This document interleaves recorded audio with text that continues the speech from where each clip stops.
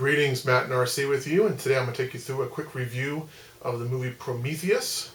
Prometheus is a science fiction thriller prequel to the Alien quadrilogy.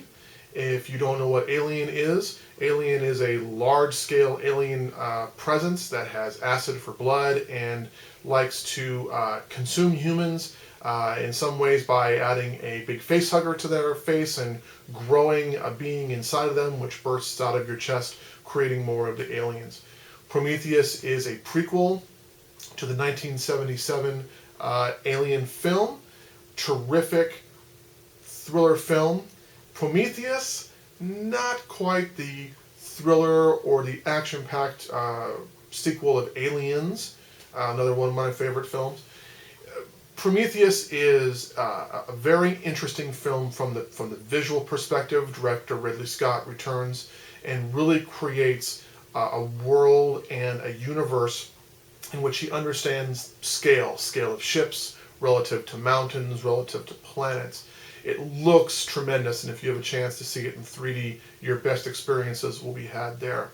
Unfortunately, the story tends to weave in and out of importance as this Prometheus crew lands on a planet that's not the original planet from the first or second Alien films.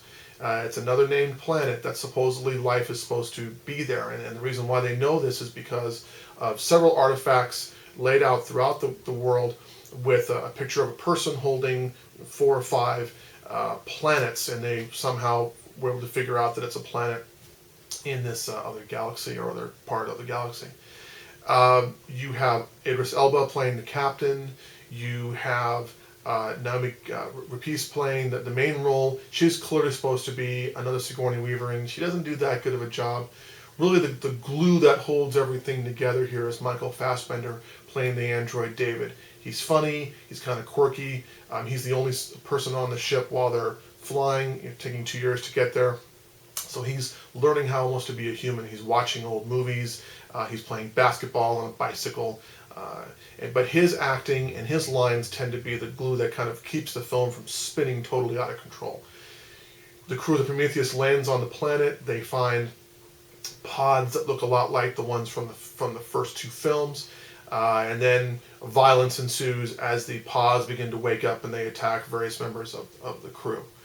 I think the main problem with the film happens in Act 3, where you're supposed to be building this tension up while Michael Fassbender is learning about the people called the engineers. Those are the people that are shipping these alien pods, and their plan is to take them to Earth, wipe out all of humanity at that time, and then start over again. And they don't really get into why that is. And it's a very strange aspect of the film. They don't really get into that.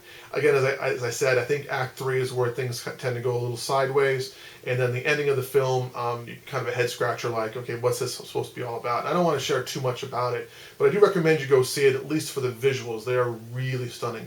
Music is also excellent. Charlize Theron is also in it. She plays the corporate witch Meredith Vickers, and she's there to make sure that the ship gets there on plan, on time, and then whatever's found there they're supposed to bring back to the Whalen Industries that's featured in the 2 Alien films before. Again, go see it. It's pretty violent. If you're not into violent films, I recommend steer clear of it. If you are, if you're an Alien fan, certainly go see it, and then have a good time talking about it with your friends about all the various questions that it raises more than it answers. Ranks about middle ground in my list of the summer films, so take that with a grain of salt. If that's not your big thing, then definitely go spend money on something else. If you are on Twitter, you can check me out at the address listed below. I also write reviews for sandwichjohnfilms.com, where you'll see a full-scale review of Prometheus.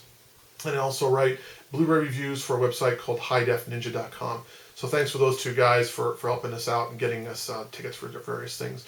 Check out also onepercase.net, where we write about all things cool and all things geeky. This is Matt and RC. Peace!